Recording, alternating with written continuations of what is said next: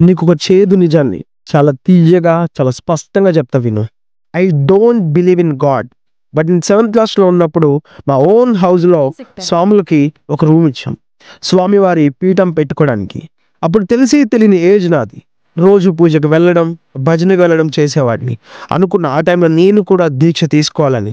కానీ నేను అప్పుడు ఇంట్లో అడగలేదు. అది అలా అయిపోయింది.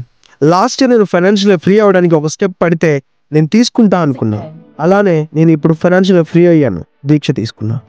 And this is very interesting point.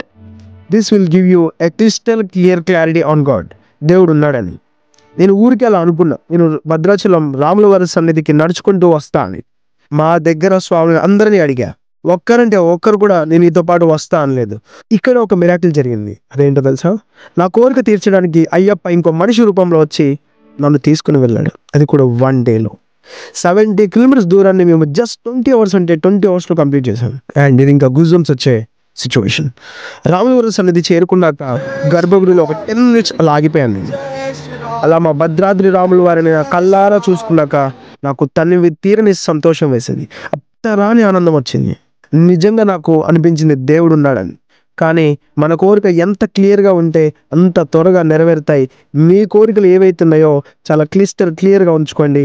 అలా అనుకోని సంఘటనలు విన్నాక మీకేమనిపించింది? కామెంట్ చేయండి.